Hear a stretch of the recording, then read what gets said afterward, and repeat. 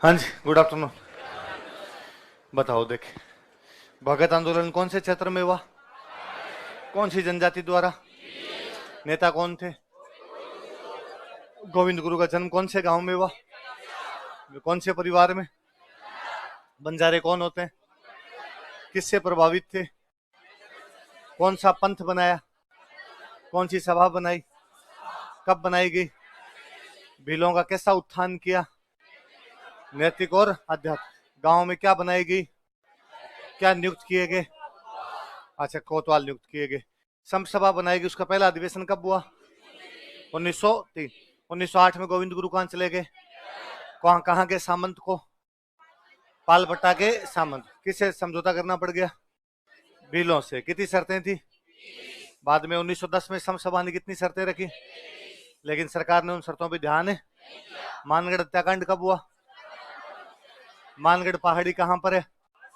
इस हत्याकांड में कितने लोग शहीद हुए? इसे राजस्थान का। कौन कौन गिरफ्तार कर लिए गए?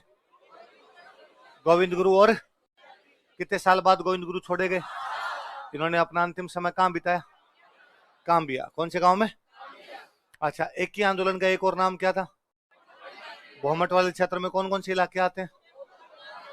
झाडोल और कोटड़ा। कौन कौन सी जनजातियों ने? भील और ग्रासिया ने। और कौन सी जगह से आंदोलन शुरू किया? किसने समर्थन किया? नेता कौन थे? कौन से गांव में जन्म हुआ? कौन से परिवार में हुआ? कौन से परिवार में? ओसवाल परिवार के अंदर इनका जन्म हुआ। कौन से ठिकाने में काम करते? कितनी मांगे रखी थी? इनको क्या कहा जाता है? मांगे नहीं मानी गई तो आंदोलन कहां कहां फैल गया? वागड़, सिरोही, ईडर और विजयनगर। नीमड़ा हत्याकांड कब हुआ? कितने भील शहीद हुए? मोतीलाल तेजावत किसके कहने पे सरेंडर किया? कहां पे सरेंडर किया? बाद में किसके कहने पर रिहा किया गया? कौन सी सभा द्वारा रिहा किया गया? महिंद्रा सभा। कब रिहा किया गया? और इन्होंने अपना बाद का समय किसमें बिताया? गांधी जी के रचनात्मक कर। इतना ही पढ़ा?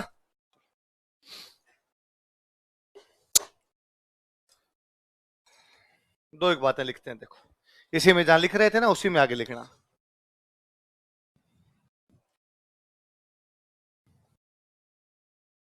महिंद्रा सभा के बारे में थोड़ा सा लिख लेते हैं, हेडिंग डाल लो इसी में, महिंद्रा सभा। या इसका एक नाम और था, इजलास खास।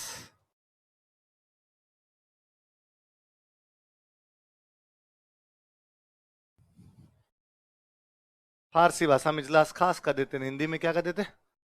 महिंद्राज सभा।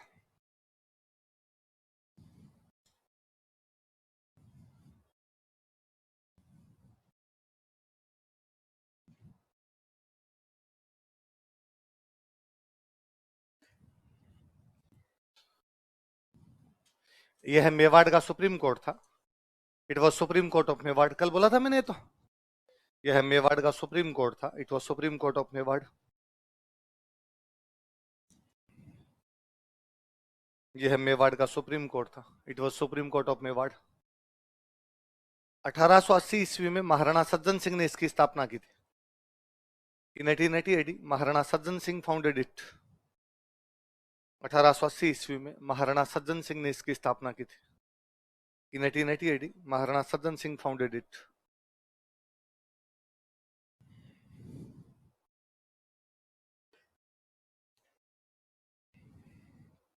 महाराणा सज्जन सिंह ने इसकी स्थापना की थी। बॉक्स बंद कर लो इसको तो।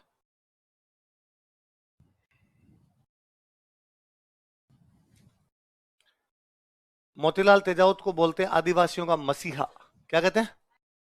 और आदिवासी इनको कहा करते थे बाऊजी। क्या कहते हैं? मेवाड़ साइड के अंदर कोई भी सम्मानित आदमी होता तो उसको क्या बोलते हैं? नीचे एक लाइन में लिखो। मोतीलाल तेजावत को आदिवासियों का मसीहा कहा जाता है। Motilal Tejawat is called as मसीहा ऑफ ट्राइबल्स।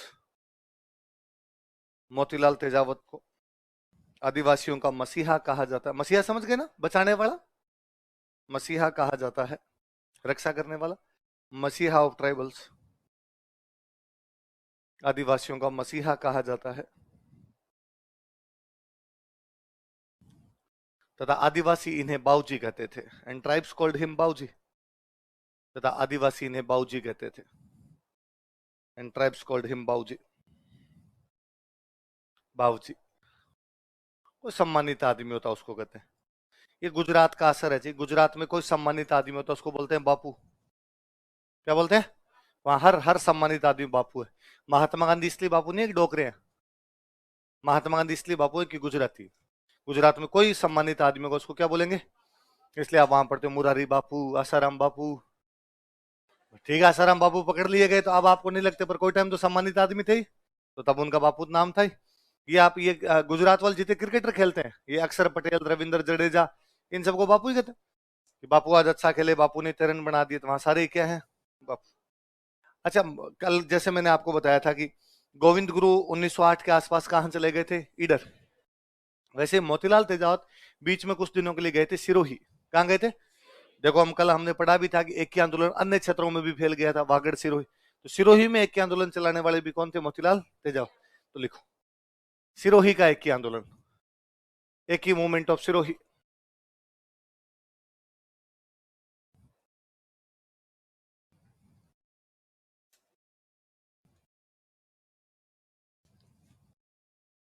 सिरोही का एक ही आंदोलन, एक ही मूवमेंट ऑफ सिरोही। सिरोही का एक ही आंदोलन। वही भील और ग्रासिया जनजाति, मोतीलाल तेजावत उनके नेता। लिख लो, भील व ग्रासिया जनजाति द्वारा आंदोलन किया गया। Bhil and gratia tribe started movement.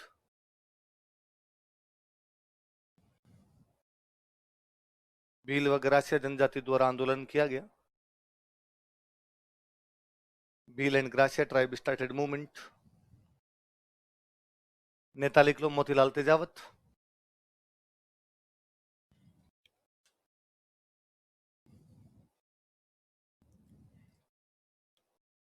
नेता कौन है? मोतीलाल। अच्छा, मोतीलाल तेजावत कैसे आंदोलन कर रहे थे? हिंसक या अहिंसक? अहिंसक आंदोलन भाई, वो नॉर्मली समझा ही रहे थे भाई, अपने को ये करना है, ये करना है। तो सिरोही वाले आदिवासी भाई, मोतीलाल तेजावत खुद कहाँ के थे? मेवाड़ के। आंदोलन कहाँ पे जाकर रहे हैं? सिरोही। तो सिरोही में ऐसी बातचीत होती है कि आजकल कौन आया है कि मेवाड़ से गांधी आया है। कहां से गांधी आया है? तो सिरोही वाले आदिवासी जो थे वो मोतीलाल तेजावत को क्या कहते थे? लिख लो, सिरोही के आदिवासी, ट्राइबल्स ऑफ सिरोही। सिरोही के आदिवासी, ट्राइबल्स ऑफ सिरोही। मोतीलाल तेजावत को मेवाड़ का गांधी कहते थे। Cold Motilal Tejawat is Gandhi of Mewar. Motilal Tejawat को मेवाड़ का गांधी कहते थे। Cold Motilal Tejawat is Gandhi of Mewar. Motilal Tejawat को मेवाड़ का गांधी कहते थे। Cold Motilal Tejawat is Gandhi of Mewar. Motilal Tejawat को क्या कहते थे? कल मैं आपको वो विशेषताएं कारण परिणाम बता रहा, तब मैंने बताया था कि प्रजामंडल आंदोलन भी इन किसान आंदोलनों को समर्थन दिया करते थे, बताया था। तो उधर गुजरात में एक प्रजामंडल बन गया था ईडर। कौन सा बन गया? तो ईडर वाले प्रजामंडल ने सिरोही वाले के आंदोलन को समर्थन दिया। भाई सिरोही तो एकदम बॉर्डर पे आ गया गुजरात के। लिख लो, ईडर प्रजामंडल ने इस आंदोलन को समर्थन दिया था।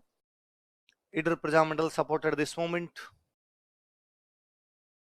ईडर प्रजामंडल ने इस आंदोलन को समर्थन दिया था।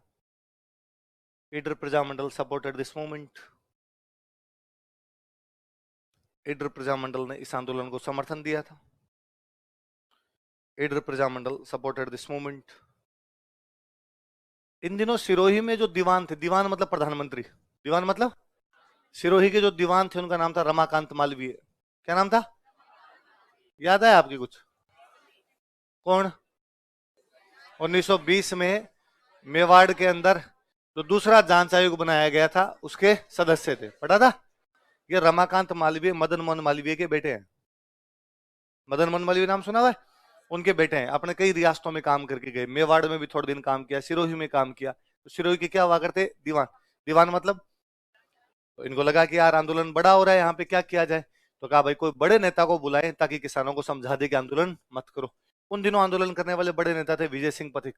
कौन थे? तो रमाकांत मालवीय ने विजय सिंह पथिक को बुलाया कि आप किसानों को समझा के जाओ, जनजातियों को समझा के जाओ कि किसी भी प्रकार का आंदोलन आए।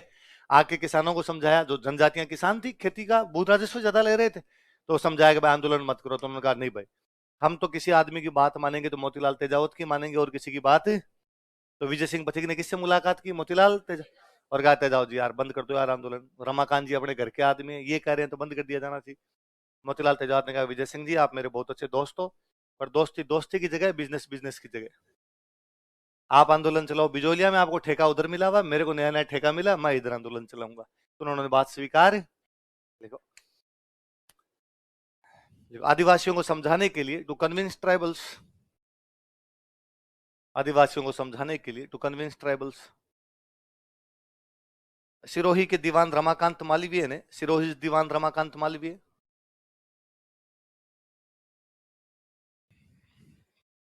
सिरोही के दीवान रमाकांत मालवीय ने, सिरोही दीवान रमाकांत मालवीय, सिरोही के दीवान रमाकांत मालवीय ने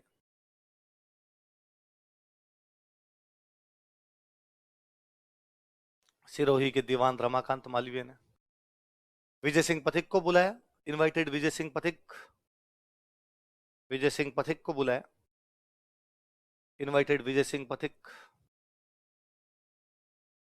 विजय सिंह पथिक को बुलाया। लाइन चेंज करी, लिखो।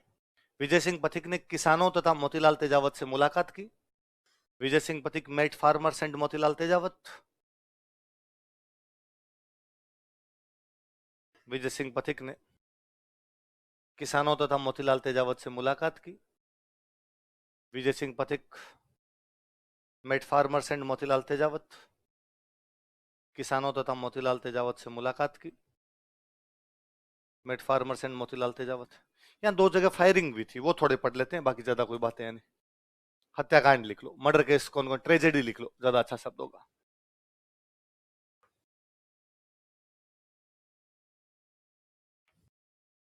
सिरोही में दो जगह फायरिंग हुई थी।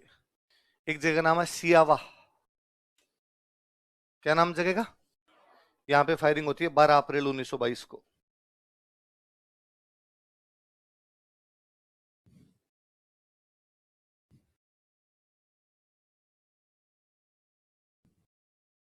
एक जगह का नाम है बालोलिया और भूला, मतलब दो गांव है एक साथ ही, बालोलिया और भूला।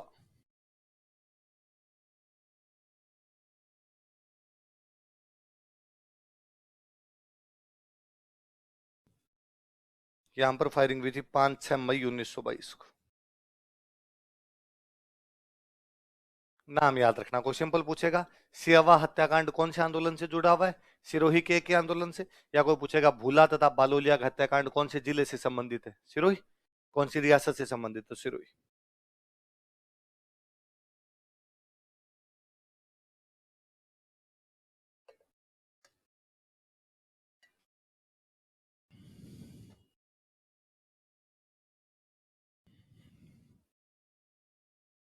ठीक है,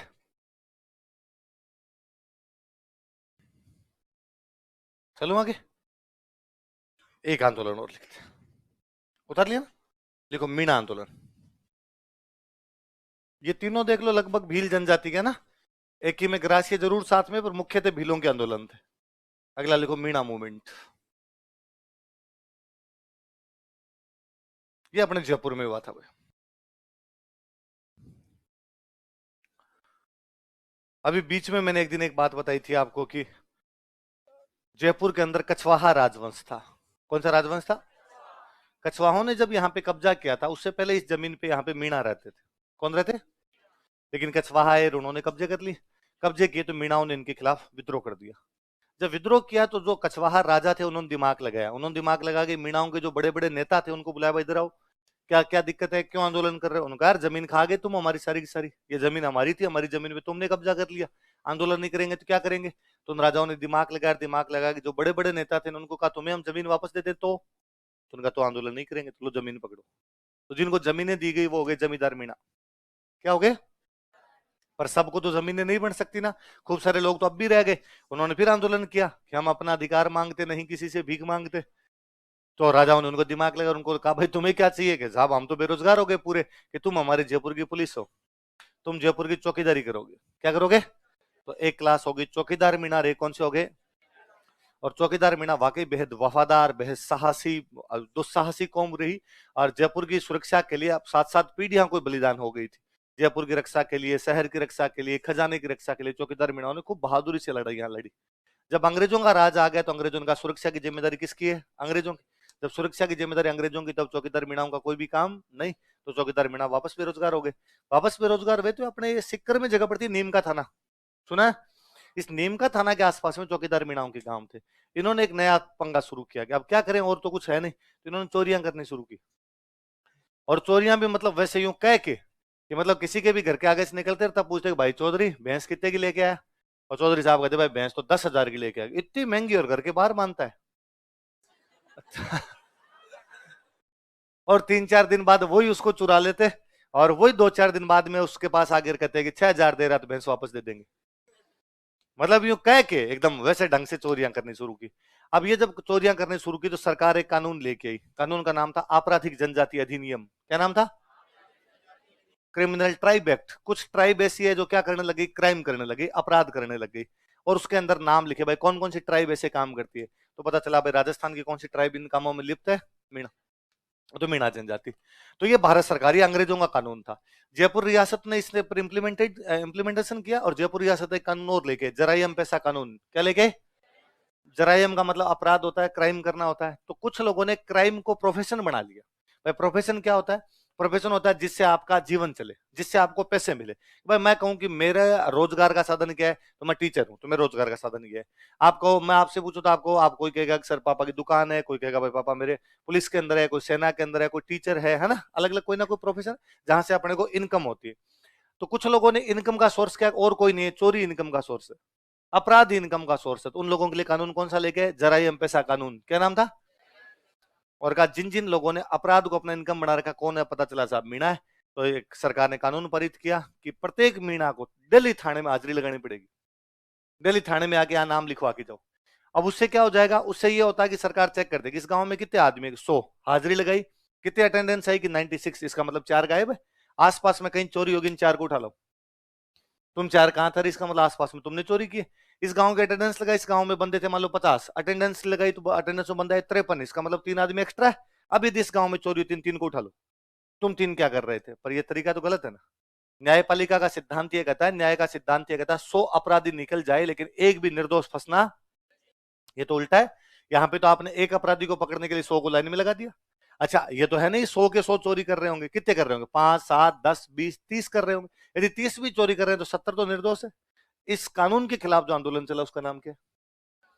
समझ में आ गई बात? लिखो।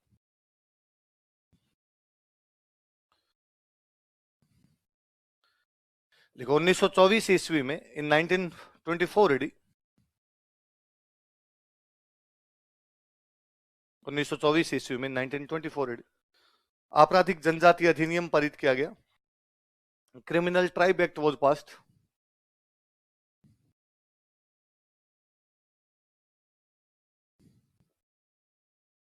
आपराधिक जनजाति अधिनियम पारित किया गया, criminal tribe act was passed, तथा इसमें मीणा जनजाति को शामिल किया गया, and Meena tribe was included in it.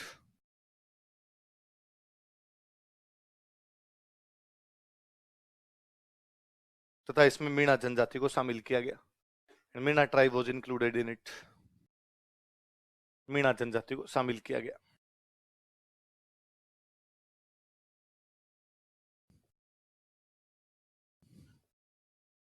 देखो 1930 ईस्वी में, इन 1930 AD,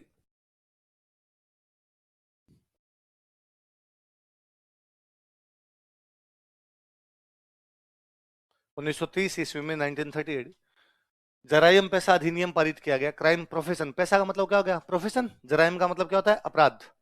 crime profession act was passed. जराइम पैसा अधिनियम पारित किया गया, crime profession act was passed.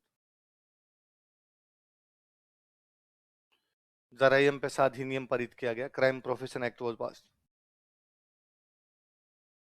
तथा इस अधिनियम के तहत एंड अंडर दिस एक्ट, तथा इस अधिनियम के तहत एंड अंडर दिस एक्ट, तथा इस अधिनियम के तहत एंड अंडर दिस एक्ट, प्रत्येक मीणा महिला पुरुष को थाने में हाजिरी लगाना अनिवार्य कर दिया गया। Compulsory attendance was made for every Meena man and women in police station. प्रत्येक मीणा महिला पुरुष के लिए थाने में हाजिरी लगाना अनिवार्य कर दिया गया। Compulsory attendance was made for every Meena man and women, man and woman in police station. प्रत्येक मीणा महिला पुरुष के लिए थाने में हाजिरी लगाना अनिवार्य कर दिया गया। Compulsory attendance was made for every Meena man and woman in police station. प्रत्येक मीणा महिला पुरुष के लिए थाने में हाजिरी लगाना क्या कर दिया गया? अनिवार्य कर दिया गया।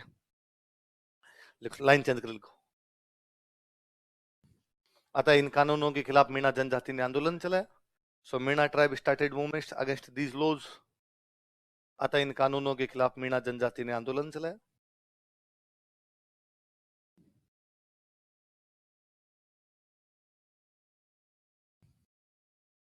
सो Meena tribe started movement against these laws. नेता लिखो, लीडर्स जवाहर राम, महादेव राम, छोटू राम।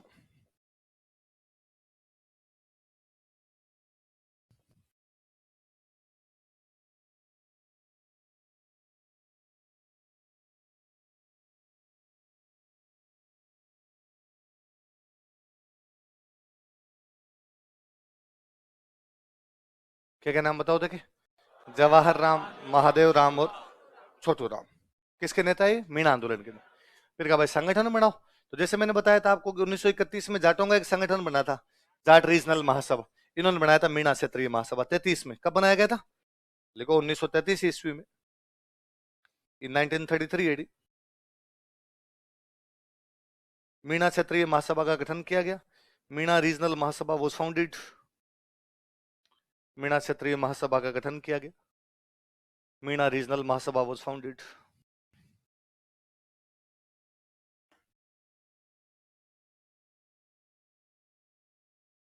मीणा क्षेत्रीय महासभा का गठन किया गया। Meena regional Mahasabha was founded. कब बनाई गई? जाट महासभा तो कब बनी थी? 31। मीणा महासभा कब बन रही है?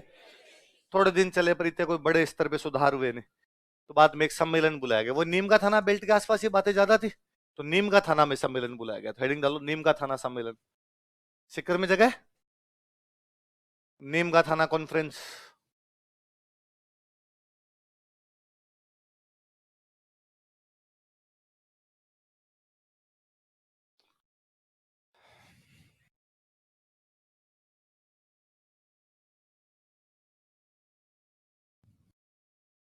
नीम का थाना कॉन्फ्रेंस, नीम का थाना सम्मेलन।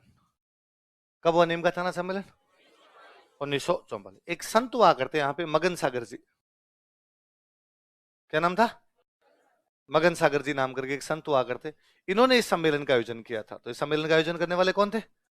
लिख लो, संत मगन सागर ने इस सम्मेलन का आयोजन किया। सेंट मगन सागर ऑर्गेनाइज्ड दिस कॉन्फ्रेंस। संत मगन सागर ने इस सम्मेलन का आयोजन किया। सेंट मगन सागर ऑर्गेनाइज्ड दिस कॉन्फ्रेंस। संत मगन सागर ने इस सम्मेलन का आयोजन किया। सेंट मगन सागर ऑर्गेनाइज्ड दिस कॉन्फ्रेंस। इस सम्मेलन का क्या किया? किसने? इन्होंने एक बुक लिखी थी, मीन पुराण। कौन सी बुक लिखी? लिखो, इन्होंने मीन पुराण नामक पुस्तक लिखी थी। He wrote a book named Meen Puran. इन्होंने मीन पुराण नामक पुस्तक लिखी थी। He wrote a book named Meen Puran.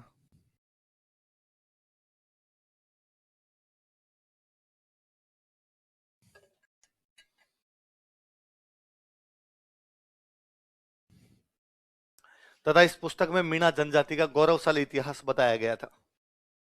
तथा इस पुस्तक में मीणा जनजाति का गौरवशाली इतिहास बताया गया था। Glorious history of Meena tribe was described in this book, and glorious history of Meena tribe was described in this book। तथा इस पुस्तक में मीणा जनजाति का गौरवशाली इतिहास बताया गया था। Glorious history of Meena tribe was described in this book। Glorious history of Meena tribe was described in this book। Book का नाम क्या बताओ देखे? मगन सागर जी ने वहां समझाया कि देखो, मीणा जनजाति की उत्पत्ति भगवान विष्णु के पहले अवतार मत्स्य अवतार से मानी जाती है। कहां से मानी जाती है? भगवान विष्णु का पहला जो अवतार था वो कौन सा था? मत्स्य। और मत्स्य अवतार से मीणा जनजाति की उत्पत्ति हुई। मत्स्य मतलब मछली, मीन, मीन से मीणा शब्द बना। तो बुक का नाम भी क्या रखा गया? तो कहा तो एक तरफ ये दावा है हमारा कि हम भगवान विष्णु के पहले अवतार मत्स्य से उत्पन्न हुए, हमारा दावा ये भी है कि हम जयपुर के पहले राजा थे, जयपुर की जमीन हमारी थी, हमारे पूर्वजों ने चौकीदार मीणाओं ने कभी इस क्षेत्र की क्या की थी, रक्षा। तो भगवान मत्स्य के अवतार के वंशज जयपुर के राजा रहे, जयपुर की खजाने की रक्षा करने वाले चौकीदार मीणाओं के वंशज। अब ठेठ ये काम, अब यही बचे, चोरी चकारी बचे, इसके अलावा कोई काम नहीं बचा। तो लोगों की समझ में है कि हाँ यार बात खराब है, ये तो बडकों का नाम खराब हो रहा है, तो फिर रातों रात का अब सुधार करेंगे। तो वही सम्मेलन में बनाएगी मीणा सुधार समिति। क्या बनाएगी, लिखो अगला हेडिंग डालो, मीणा सुधार समिति, मीणा रिफॉर्म कमेटी।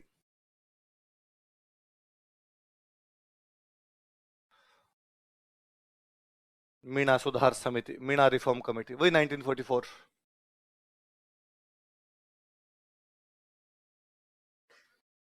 मीणा सुधार समिति। नेता लिखो, इसके सदस्य लिख लो या कुछ ही लिख लो। सदस्य कौन कौन थे इसके, बंशीधर शर्मा,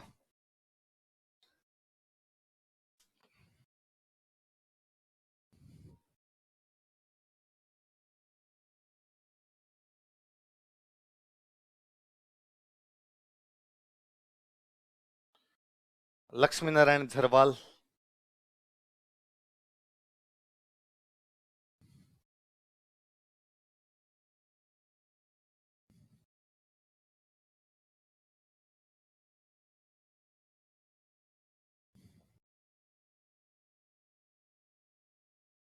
और राजेंद्र कुमार अजय।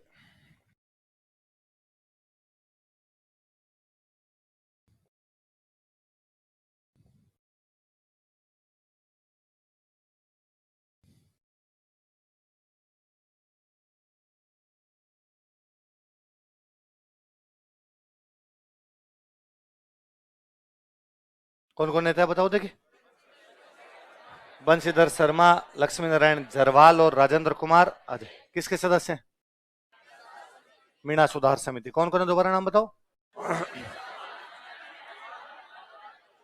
अब जब खुद समाज ही अंदर सुधार की सोच लेता फिर सुधार होते ही। फिर एक सम्मेलन और बुलाया गया थोड़े दिनों बाद, बागावास सम्मेलन। जयपुर में इधर जगह थी बागावास, देखो बागावास सम्मेलन, बागावास कॉन्फ्रेंस।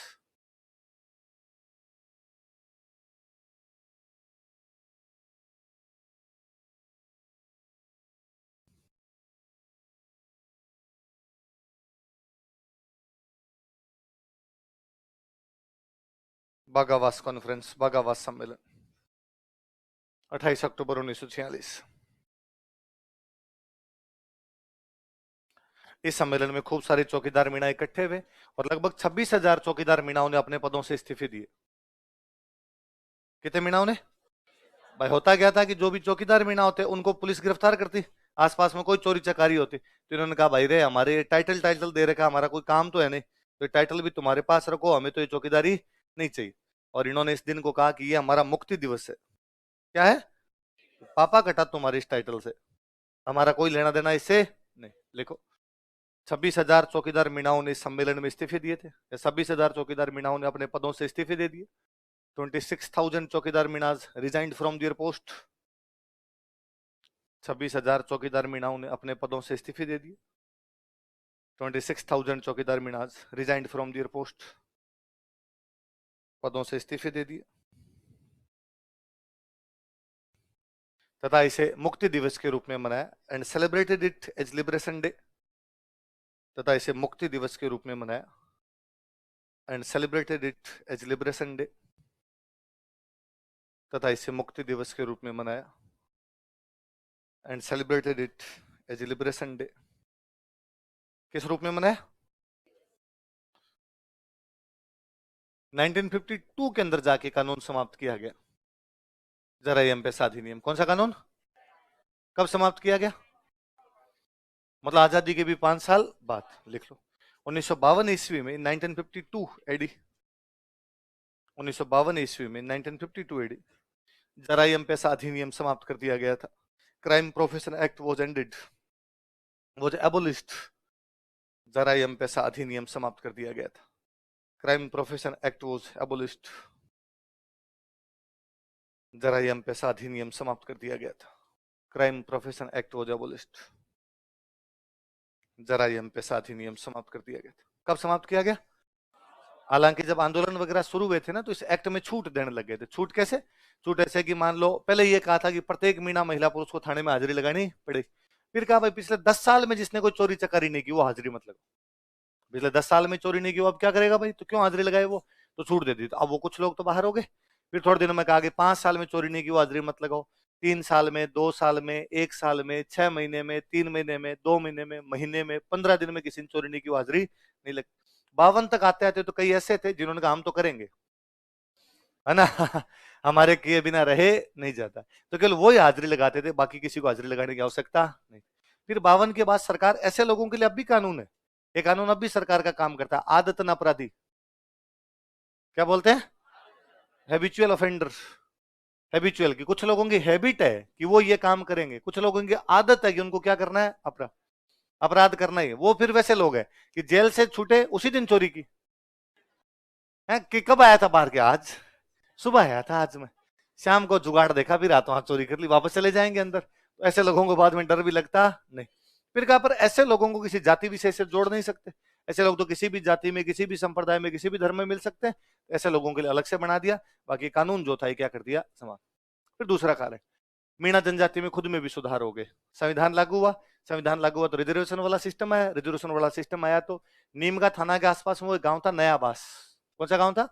जो नयाबास कभी इस चीज के लिए बहुत ज्यादा फेमस था। आज नयाबास में सबसे अधिक कलेक्टर होंगे। कि आज भी जब कोई शादी ब्याह होता है लाल बत्तियों की लाइन लगती है नयाबास में।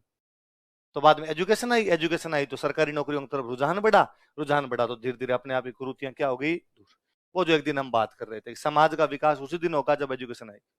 बिना एजुकेशन के बाकी सब बातें कुछ भी होना देना।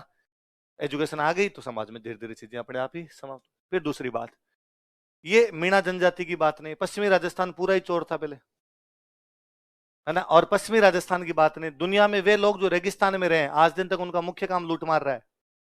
भले ही वो ऑस्ट्रेलिया में रहे हो, भले वो अमेरिका में रहे हो, भले चाइना में रहे हो, भले इंडिया में रहे हो, भले राजस्थान में हो, रेगिस्तान में रहने वाले लोगों की आजीविका का मुख्य साधन लूट मार है। और क्या करेंगे भाई? खाएंगे क्या? या तो भूखे मरेंगे या कुछ ना कुछ लूट खसोट के लाओ इधर उधर से। तो ये पूरा पश्चिमी राजस्थान क्या करता था? उल्टा। अपने तो यहाँ इस प्रकार के काम करने वालों को हीरो बताया हुआ है। अपने जितनी कहानियां जितने गाने उनके अंदर उनका आ रहा है कि सपूत आदमी था। क्या किया सपूत आई के अंदर? डाके मारे डाके। हाँ, तो ऐसे लोगों को अपने अच्छा बताते थे, अपने बुरा बताते। मेरे तो खुद के गांव के अंदर डाकू हुए, तो हमारे गांव वाले ने बड़े यूं गर्व के साथ बताते थे फलान जी हुए थे। और भाई साहब क्या डाकू हुए थे? क्या लाते कि बीकानेर साइड से ऊंट लाते, ऊंट चोरी करके लेके आ जाते। तो मेरे दादाजी ने यूं कहानी सुनाते हैं कि एक बार अपने वाले डाकू तो बीकानेर, मेरा गांव चूरू के आसपास पड़ता है, तो अपने वाले तो बीकानेर गए हुए थे और वहां से ऊंट लाने के लिए इधर अपने गांव की जो गायें थी, अपने गांव की गायें, आसपास के 4-5 गांव की गायें जंगल में चरने के लिए गई थी। गांव में ऐसा होता है, सुबह दूध निकला, गायें चरने के लिए चली गई, शाम को अपने आप आ जाती। तो चरने के लिए गई थी, नए बास वाले मीणा आए और सारी गायें उठा के ले गए। शाम को गायें वापस नहीं आई तो पता चला यार गायें कहाँ गई। तो समाचार इधर उधर पूछे तो पता चला नए बास वाले मीणा लूट ले गए। तो अब क्या करते भाई? लूट ले गए, लूट ले गए। थोड़े दिन बाद में अपने गांव वाले जो थे वो बीकानेर साइड से आए, ऊंट लेके आए उधर से। तो गांव वालों ने कहा कि यार तुम तो उधर गए हुए थे, नए बास वाले मीणा आए और अपनी सारी गायें लेके चले गए। फिर हमारे गांव वाले डाकू नया बास गए, जाके उनसे बात की कि यार स्टाफ, ना भाई एक घर तो डाकन ही टला है तो यार हमारे तो तुम नहीं करते कम से कम। तो हमारे गांव वाले बड़े गर्व के साथ बताते हैं और कि नए बास वालों ने अपनी गायें वापस दे दी, पर केवल अपनी गायें दी, इसके अलावा बाकी गांव की गायें नहीं दी। मैं बाकियों का स्टाफ थोड़ी था, स्टाफ तो अपना ही चल रहा था। अपने वालों ने कहा भाई साहब इस बार ऊंट लाएंगे तुम्हारे वाला वापस दे देंगे, और क्या तुम हमारी गायें वापस दे दो।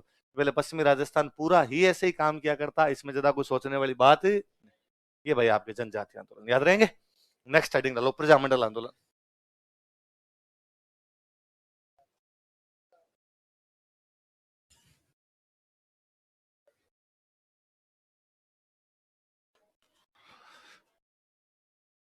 प्रजामंडल मूवमेंट।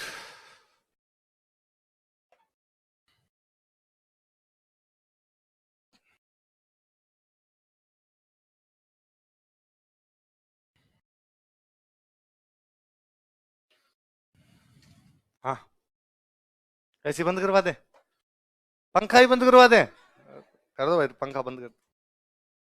तू इतनी घोट मोट होके बैठी है, अभी तक भी ठंड लग रही है। अरे लाइट नहीं करनी रे बंद, तू क्यों लोड ले रहा है इतना? कर देगा अपने आप जिसका काम है कोई। चल, ठीक है। कौन सा लिखा है? सुन, नाम से पता चलता है। प्रजा ने जो आंदोलन किए वो कौन से हो गए? प्रजा। मैं कल ही आपको बता रहा था। किसान आंदोलन, किसानों ने भू राजस्व के लिए आंदोलन किए, वो कौन से हो गए? किसान। जनजातीय आंदोलन, उनकी जमीनें वमीनें छीन ली, उन पे कानून लगा दी, तो वो कौन से हो गए? जनजात। पर धीरे धीरे जनता के समझ में आई कि भाई ये कानून बनाता कौन है? राजा। तो राजा कानून बनाता ही क्यों है? और यदि राजा कानून बनाता तो अपने से पूछता क्यों नहीं? इसका मतलब जनता की राजा के शासन में कोई भी भागीदारी नहीं। जनता ने अपनी भागीदारी सुनिश्चित करवाने के लिए, अपने पार्टिसिपेशन को बढ़ाने के लिए जो आंदोलन चलाए वो कौन से थे? इसमें जनता का सीधा सीधा मतलब था कि हमारे लोग शासन में होने चाहिए, ऐसा शासन होगा वो जनता के प्रति क्या होगा? उत्तरदायी। तो उत्तरदायी शासन के लिए जो आंदोलन चलाए गए वो कौन से थे? अंग्रेजों के टाइम में दो भारत हुआ करते, एक वह भारत जहां अंग्रेजों का राज था, एक वह भारत जहां राजाओं का राज था। जहां अंग्रेजों का राज था उसको बोलते प्रिंसली, सॉरी, ब्रिटिश इंडिया। क्या बोलते? और जहां पे राजाओं का राज था उसको बोलते प्रिंसली स्टेट। तो अपने तो आते प्रिंसली स्टेट में, और ये बंगाल, बिहार, यूपी, मद्रास, पंजाब, सिक्किम, ये सारे किसके अंदर आया करते थे? ब्रिटिश इंडिया में अंग्रेजों का सीधा राज है, वहां अंग्रेजों के खिलाफ आंदोलन चल रहे हैं, नेशनल मूवमेंट चल रहा है, और आंदोलन को चलाने वाली एक पार्टी है कांग्रेस। कौन सी पार्टी है? पर ब्रिटिश इंडिया एक यूनिट है, पूरी इकाई। अंग्रेजों का पूरे देश में एक जैसा राज, वही पंजाब का में राज है, वही बंगाल में, वही बॉम्बे में, वही मद्रास में। पर प्रिंसली स्टेट तो एक तो थे नहीं, प्रिंसली स्टेट थे 500।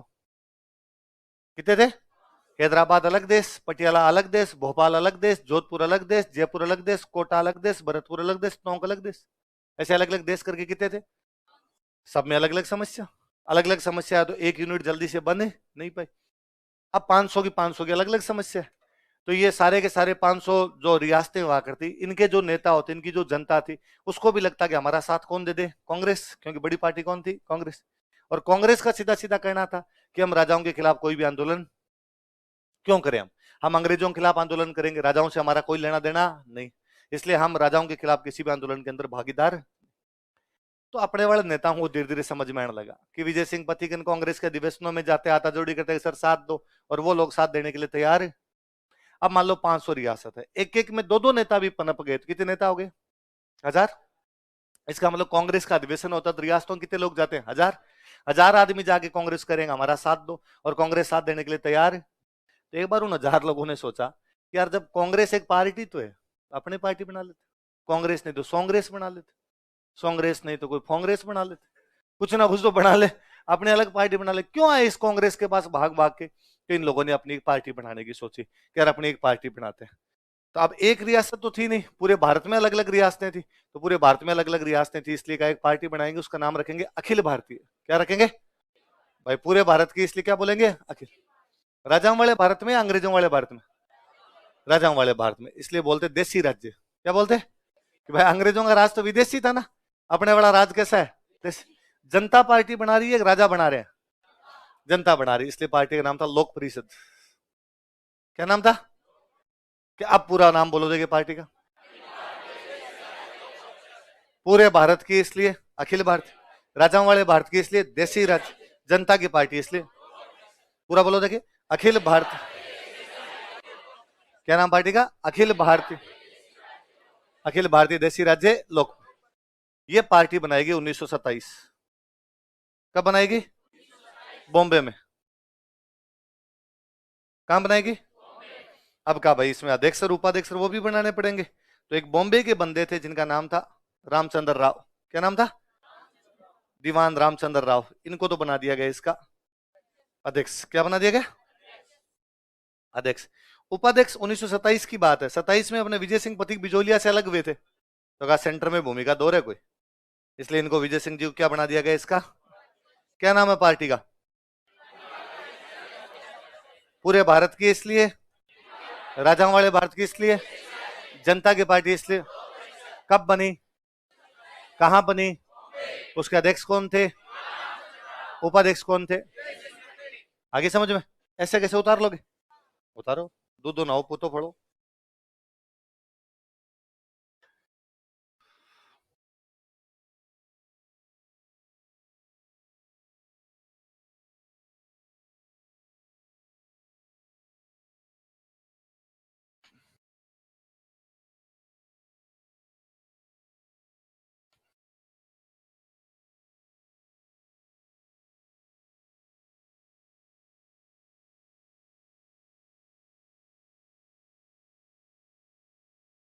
प्रेसिडेंट और वाइस प्रेसिडेंट लिख लेना ना।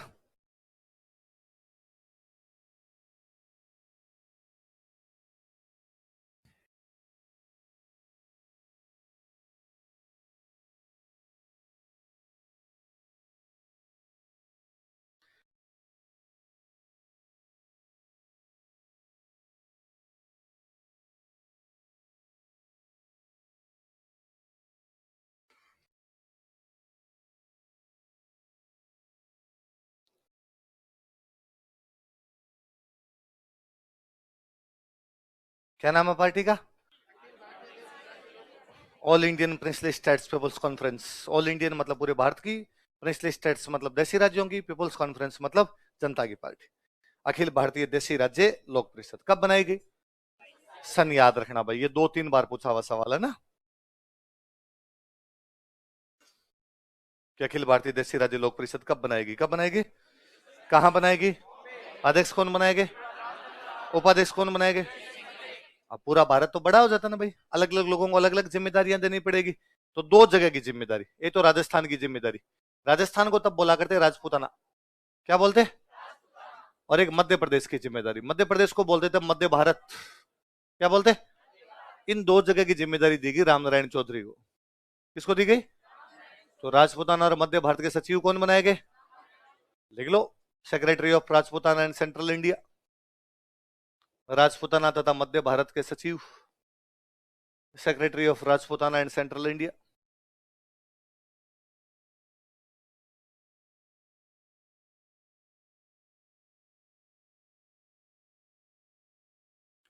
राजपूताना तथा मध्य भारत के सचिव, secretary of Rajputana and central India. Rajputana व मध्य भारत के सचिव, secretary of Rajputana and central India, बराबर लिख लो रामनारायण चौधरी। कह दिया भाई राजपूताना की मध्य भारत की जिम्मेदारी किसकी है? रामनारायण जी जाने, रामनारायण जी का काम जाने। तो रामनारायण जी ने कहा ठीक है भाई, मैं खुद राजस्थान का हूं तो पहले जिम्मेदारी राजपूताना वाली संभाल लू। पूरे भारत की पार्टी का नाम क्या है? अखिल भारतीय देशी राज्य लोक परिषद। कब बनाई गई? रामनारायण जी ने अगले साल बना दी राजपूताना देशी राज्य लोक परिषद। कौन सी बना दी भाई? वो अखिल भारतीय है तो अपने राजस्थान की बना लो, तो ये नाम क्या हो जाएगा? राजपूताना देशी राज्य। उतारो ऐसे कैसे? Rajputana princely states people's conference, Rajputana देशी राज्य लोक परिषद कब बनाएगी? मैंने उतारा है, वैसे वैसे लिख लो। Rajputana princely states people's conference, Rajputana देशी राज्य लोक परिषद।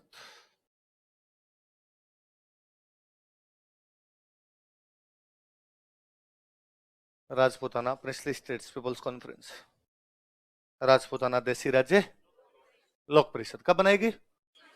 1900। अब कहा भाई इसकी मीटिंग बुलाओ, तो इसका पहला अधिवेशन बुलाया गया 1931 में। सुनना एक बार, थोड़ी सी बात सुनना। अब बना तो लिया, बनाने के बाद कहा कि भाई इसकी मीटिंग बुलानी पड़ेगी। हाँ ठीक है, बुला लेते हैं मीटिंग भाई। कहाँ बुलाई जाए मीटिंग? उदयपुर में बुला ले, माणिकलाल वर्मा का पंचेड़ा सुना दोगे? उनका नहीं यार, उदयपुर में तो पार नहीं पड़ेगी। क्यों? क्योंकि उदयपुर में अपने तो राजा के खिलाफ बात करेंगे भाई, ये तो पार्टी किसकी? जनता की। जनता की पार्टी किसके खिलाफ बात करेगी? राजा। उदयपुर में खड़े होके उदयपुर के राजा के खिलाफ बोले, क्यों? चमड़ी गिल्ली नहीं है? राजा ऊपर ऊपर से उतार ले पूरी की पूरी। तो कहा चलो बीकानेर में बुला लेते हैं। उनका ना साहब हमारी पार नहीं पड़ेगी, भरतपुर वालों का तुम्हारे, फालतू की बात मत करो। राजा की राजधानी में खड़े होकर राजा के खिलाफ बोलना संभव? फिर राजस्थान में ले दे के एक जगह ऐसी थी जहां पे राजाओं का राज नहीं था, अजमेर। कौन सी जगह थी? अजमेर में किसका राज था? अंग्रेजों का। तो अपना मीटिंग कहां बुलाते हैं? अजमेर। अंग्रेज बापड़े भले सीधे सज्जन आदमी थे, वो किसी मीटिंग के लिए मना करते नहीं। इसके पहला अधिवेशन इस पार्टी का कहां बुलाया गया? 1931 में। कब बुलाया गया? तो पहला अधिवेशन कब हुआ? 1931। कहां पर हुआ? का अध्यक्ष कौन बनेगा? रामनारायण जी का मैं ही बनूंगा। तो पहले अधिवेशन की अध्यक्षता किसने की? लिख लो ऐसा कैसे लिख लो, फर्स्ट सेशन।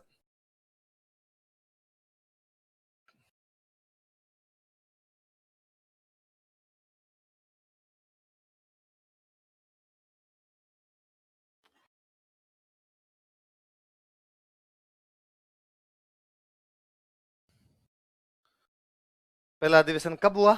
1931। कहां हुआ? और अध्यक्ष कौन थे उसके? कौन सी पार्टी का अधिवेशन है?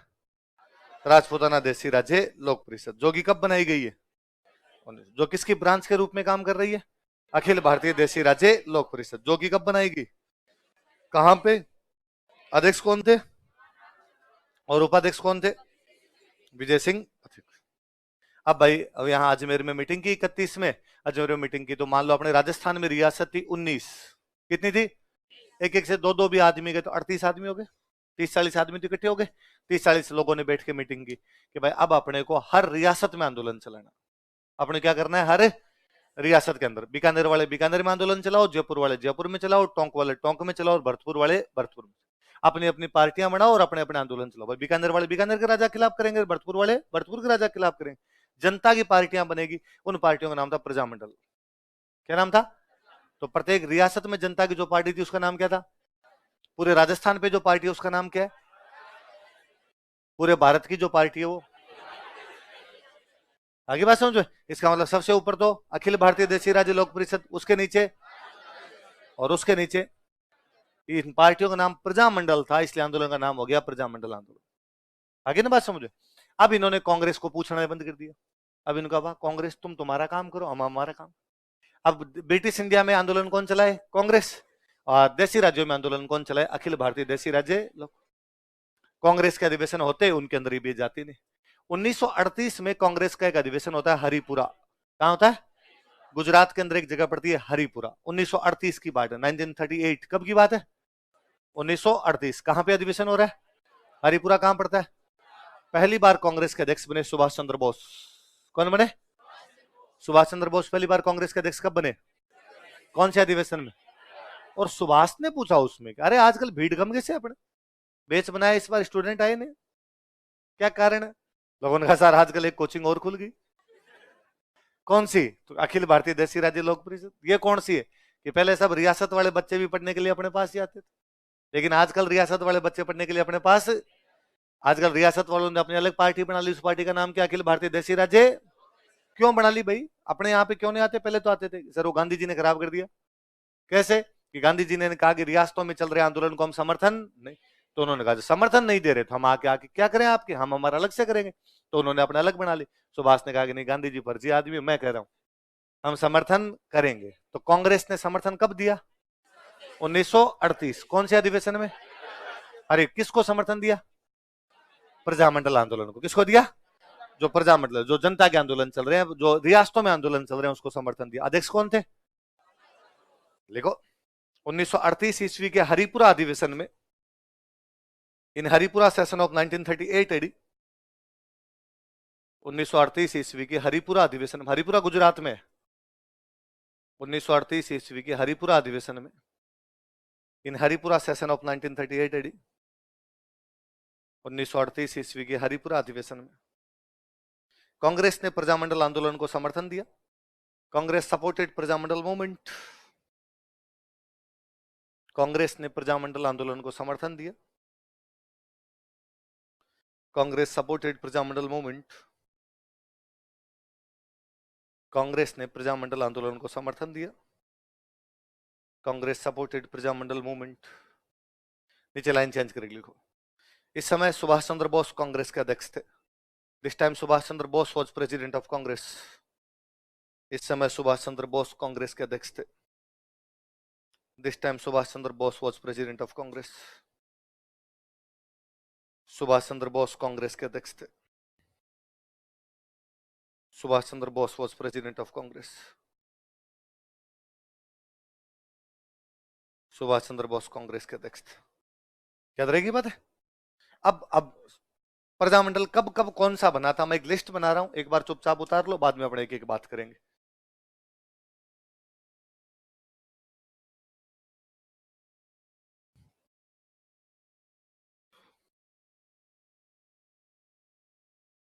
मैं एक बार तमाम नाम हिंदी में लिखूंगा, आप उतार लेना, अलग अलग लिखेंगे तब इंग्लिश कर लेंगे, वरना बोर्ड पे आएगा नहीं, एक लंबी चौड़ी लिस्ट होगी।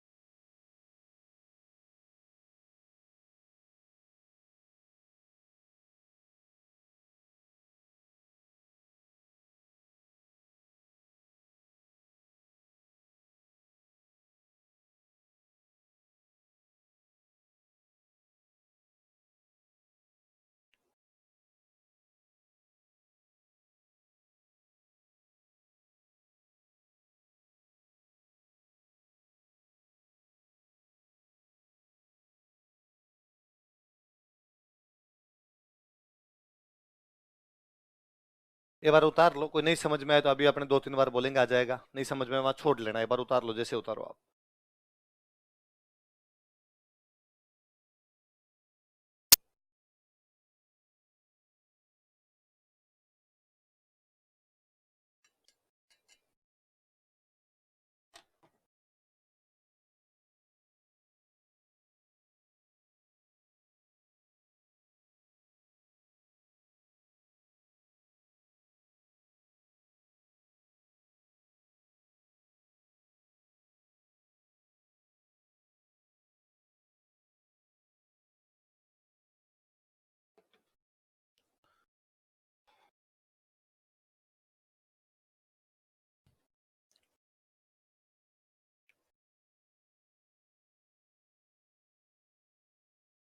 उतार ली सारे ना?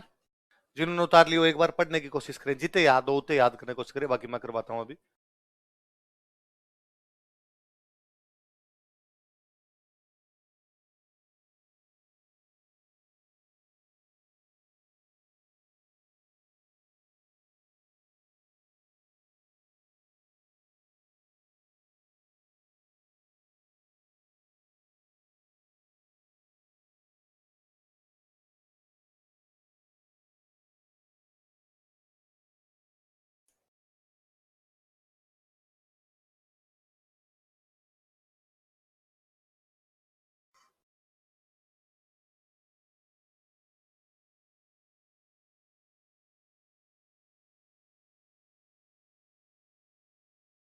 उतार लिया?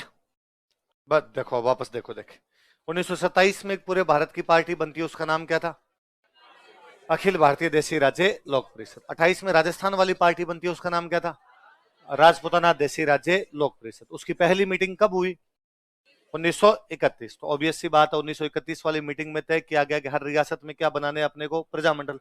इसलिए प्रजामंडल बनने कब शुरू होंगे? 1931। मीटिंग कहाँ हुई? अजमेर के सबसे नजदीक जयपुर ही था। तो जयपुर वाले फटाफट आए, अजमेर में मीटिंग करके 2 घंटे में जयपुर कमरा लिया किराए पे, बाहर लगाया बोर्ड, जयपुर प्रजामंडल। तो प्रजामंडल बनने कब शुरू हुए? 1931। पहला प्रजामंडल कौन सा बना? जयपुर वालों ने बनाया, तो बूंदी वालों ने काम भी बना लेंगे। तो 31 में 2 प्रजामंडल बने। कौन कौन से? कौन कौन से प्रजामंडलों की शुरुआत कब हुई? कौन कौन से 2 प्रजामंडल?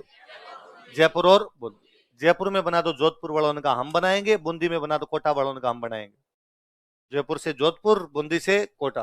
तो 34 में 2 प्रजामंडल बनते हैं, मारवाड़ और हाड़ौती। कौन कौन से? मारवाड़ का दो या जोधपुर का दो एक ही बात है, हाड़ौती का दो या कोटा का दो एक ही बात। बूंदी में तो बन गया, तो हाड़ौती वाला कौन सा बन रहा था? कोटा। तो 34 में कौन कौन से 2 बने? मारवाड़ और। हालांकि इनमें काम एक मारवाड़ वाले ने किया, हाड़ौती वाला तो बना और बनते ही बंद हो गया। दोबारा 5 साल बाद दोबारा बनाया उन्होंने। 1934 के 5 साल बाद क्या आएगा? 1939। 1939 में देख लो पहला प्रजामंडल कौन सा है? तो हाड़ौती वाला दोबारा कोटा नाम से बना था। पर 34 में 2 बने थे, कौन कौन से बताओ? कौन से ने काम किया, कौन से ने काम नहीं किया? हाड़ौती वाला दोबारा कब बना, किस नाम से?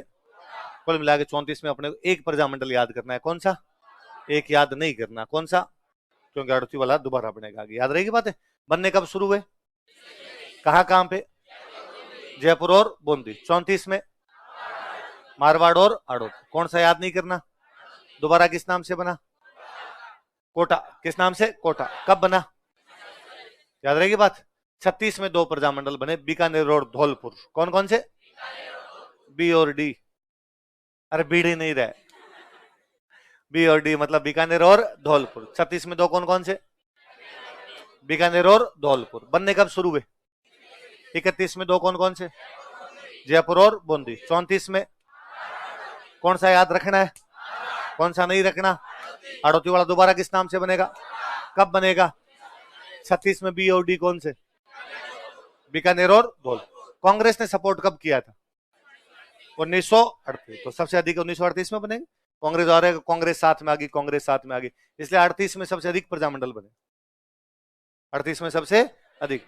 मेवाड़ से टूट के एक रियासत बनी थी शाहपुरा, शाहपुरा भीलवाड़ा में। तो 2 तो ये हो गए, मेवाड़ और शाहपुरा। 3 ये पूर्वी राजस्थान वाले एक साथ, अलवर, भरतपुर, करौली। कौन कौन से? तो 5, एक तो मेवाड़, मेवाड़ से टूट के बना हुआ शाहपुरा। 3 कौन से? 5 कौन कौन से बताओ? सबसे अधिक प्रजामंडल किस वर्ष बने? कितने? कौन कौन से ज्यादा क्यों बने? कौन से अधिवेशन में?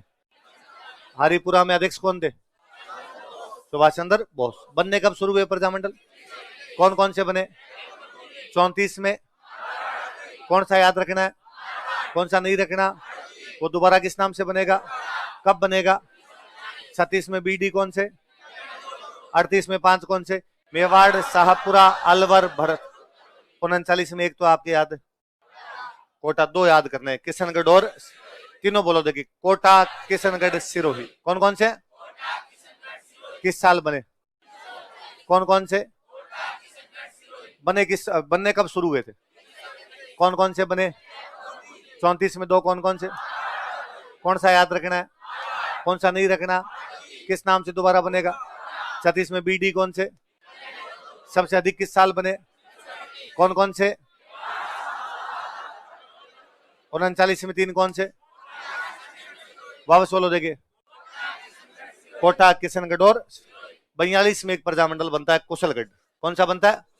अच्छा, कुशलगढ़ कोई रियासत नहीं थी, वह क्या था? रियासत थी बांसवाड़ा। कौन सी थी? और हर रियासत में खूब सारे होते सामंत, ठिकाने होते खूब सारे। तो बांसवाड़ा रियासत में एक ठिकाना था, उसका नाम था कुशलगढ़। क्या नाम था? बांसवाड़ा का जो ठिकाना है कुशलगढ़, कुशलगढ़ में सामंत बैठेगा और बांसवाड़ा में कौन होगा? राजा। तो ठिकाने के सामंत की राजा के साथ बननी बंद हो गई, आपस में तनातनी चलने लगी। आप यूं कह दो अशोक गहलोत की मोदी जी से ना बने, मुख्यमंत्री की प्रधानमंत्री से ना बने, वैसा ही सामंत की किससे बननी बंद हो गई? राजा से। तो मामला अंग्रेजों के पास पहुंचा। भाई दो के बीच में जब भी कोई विवाद होगा तो कौन सुलझाएंगे? अंग्रेज। अंग्रेजों के बीच पहुंचा था, अंग्रेजों ने कहा भाई तू तेरा अलग हो जा, तू बांसवाड़ा में रही मत, अलग हो जा। गांव में करते हैं अपने भाइयों भाइयों में लड़ाई होती है, एक भाई कहते हैं भाई न्यारो, है ना, साथ में रहने का कोई भी मतलब है नहीं। तो वैसे बांसवाड़ा से अलग करके कौन सा ठिकाना बना? कुशलगढ़। कौन सा बना?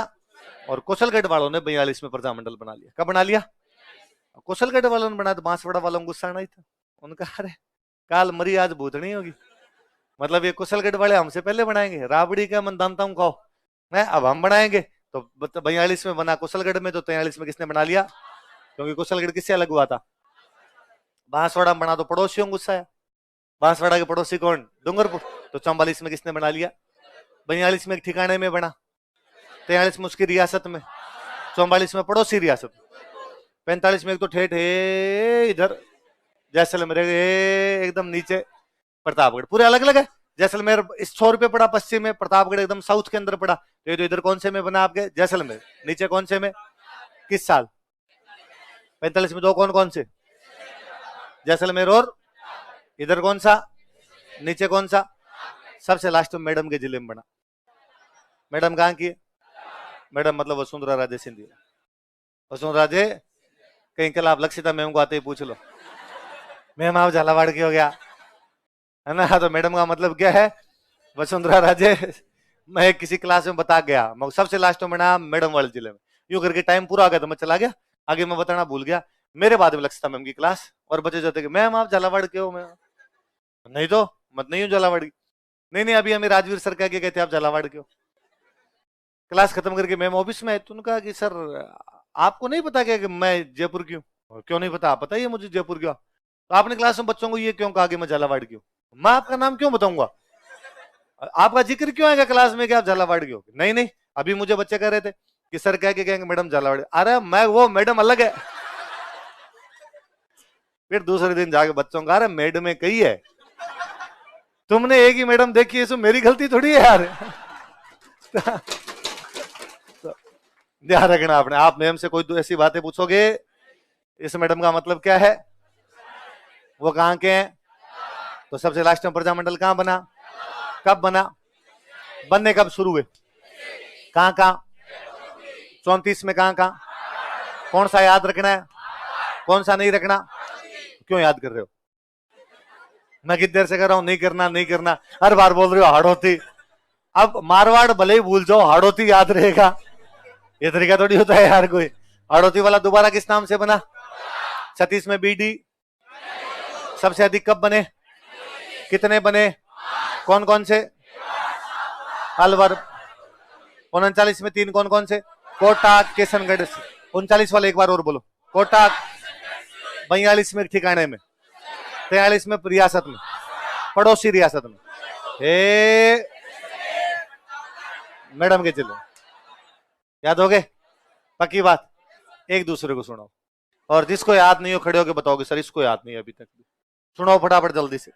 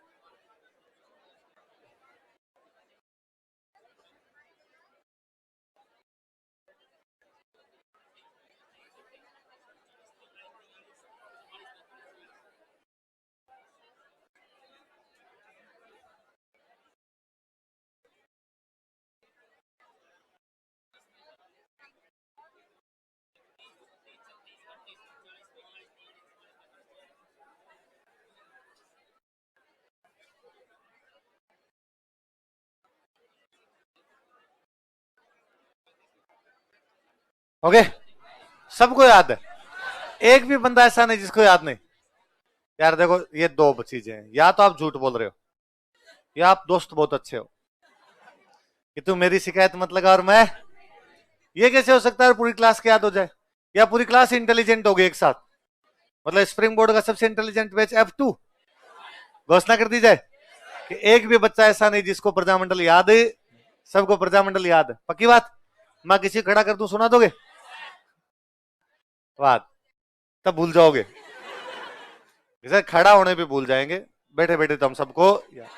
चलो मैं विश्वास करता हूं कि आपको याद। एक बार मेरे साथ सुना दो। 1931, 34, 36, 38, 39, 42, 43, 44, 45, 46। याद है? एक एक का पोस्टमार्टम करे, लिखो जयपुर प्रजामंडल।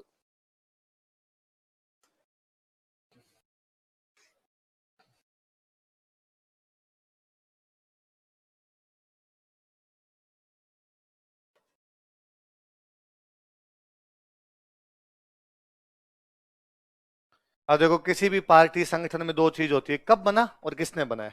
कब वाला सिस्टम तो खत्म कर दिया आपने, सारे एक साथ लिख लिया। मैं दोबारा नहीं लिखवाऊंगा, एक साथ पढ़ लिए। अब मैं सीधे संस्थापक वगैरह लिखवाऊंगा, किस किसने बनाई थी पार्टियां। लिखो फाउंडर।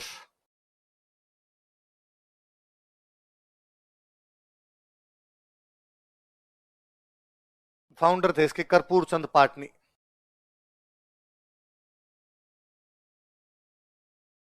कौन फाउंडर थे बताओ देखे?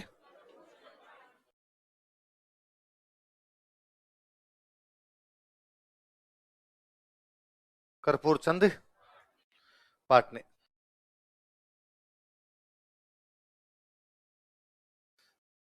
जयपुर प्रजामंडल के संस्थापक कौन है? बना तो लिया जी, पार्टी बनाने में तो कोई जोर आए नहीं, कमरा किराए पे लिया, बाहर बोर्ड लगा दिया जयपुर प्रजामंडल। पर पार्टी को चलाना टफ काम होता ना, मेंटेन नहीं होती कोई चीज। अब बना लिया, अगले 5 साल तक इन्होंने तो वापस कमरा खोल के भी कमरे में जाले लग गए, जाले। 36 में अपने जयपुर के एक बड़े नेता थे जमनालाल बजाज। कौन थे? प्रजामंडल बना था, बजाज जी ने भी कहा था कि हाँ पाटनी तुम संघर्ष करो, मैं तुम्हारे। तो पाटनी जी ने बना लिया। बजाज जी उसके बाद दिल्ली उधर व्यस्त रहते थे अपने, वो आए नहीं। 36 में मतलब 5 साल बाद बजाज जी यहाँ पर आए। तो बजाज जी ने कर्पूर चंद पाटनी से कहा कि वो पाटनी 31 में यार अपन ने एक प्रजामंडल बना था। हाँ सर, कैसे काम करेगा? शानदार सर, डेली मीटिंग करते हैं हम। तो कहा ठीक है, आज शाम वाली मीटिंग में मैं भी भाग लूंगा। तो उनका सुबह कर ले मीटिंग तो सर, क्योंकि ताला ही नहीं पता, चाबी नहीं पता थी ना कहाँ रख दी। इधर सुबह बजाज जी ने कहा ना शाम को मुझे दिल्ली वापस जाना है, शाम को ही करेंगे आज। अब भाई चाबी नहीं मिली, फाइनली बजाज जी को पता चल गया कि इनका काम काज ढंग से चल, और बजाज जी ने कहा कि तुमसे ना हो पाएगा, दोबारा बनाना पड़ेगा प्रजामंडल। 36 में बजाज जी ने प्रजामंडल का पुनर्गठन किया। क्या किया? किसने? कब? क्या किया? किसका? 1936 ईस्वी में, इन 1936 एडी, 1936 ईस्वी में, 1936 एडी, जमनालाल बजाज ने प्रजामंडल का पुनर्गठन किया। जमनालाल बजाज रीऑर्गेनाइज्ड प्रजामंडल, जमनालाल बजाज ने प्रजामंडल का पुनर्गठन किया। जमनालाल बजाज रीऑर्गेनाइज्ड प्रजामंडल, जमनालाल बजाज ने प्रजामंडल का पुनर्गठन किया। नए नेता वेता जोड़े साथ में, लिखो अध्यक्ष चिरंजी लाल मिश्र, प्रेसिडेंट लिख लो। प्रजामंडल का अध्यक्ष किसको बनाया गया? चिरंजी लाल मिश्र। नारे लगवा दिए जनता से कि हमारे अध्यक्ष कैसे हो? चिरंजी लाल जैसे हो।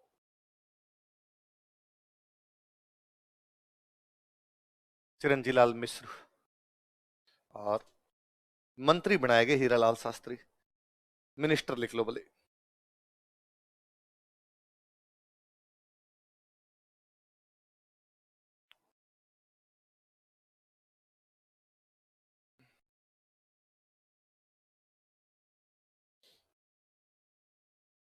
अध्यक्ष कौन थे?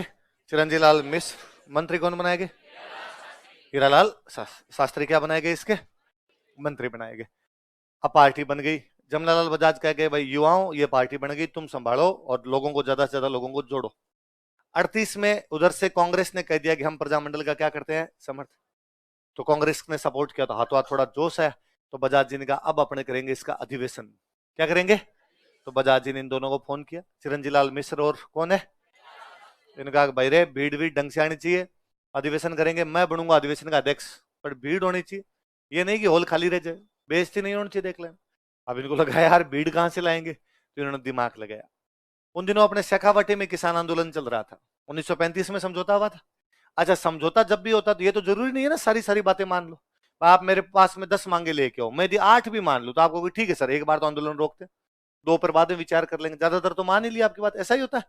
तो शेखावाटी वालों की ज्यादातर बातें मान ली, तो उन्होंने क्या कर लिया था? समझौता। पर अब हीरालाल शास्त्री चिरंजी लाल मिश्र गए, इन्होंने जाके शेखावाटी वालों का बस हिम्मत नहीं है, मान ली तुमने बात, समझौता कर लिया, आंदोलन करना चाहिए तुम। और इन्होंने कहा कि वापस आंदोलन शुरू। तो उन्होंने कहा यार इतनी अब हो गया यार, दोबारा कैसे किया जाएगा, हम सपोर्ट में, प्रजामंडल आपको सपोर्ट दे रहा है, आपको दोबारा आंदोलन करना चाहिए। तो जयपुर प्रजामंडल ने किसको सपोर्ट किया? शेखावाटी किसान आंदोलन। लिखो प्रजामंडल ने शेखावाटी किसान आंदोलन को समर्थन दिया। Prajamandal supported Shekhawati peasant movement. Prajamandal ने शेखावाटी किसान आंदोलन को समर्थन दिया। Prajamandal supported Shekhawati peasant movement.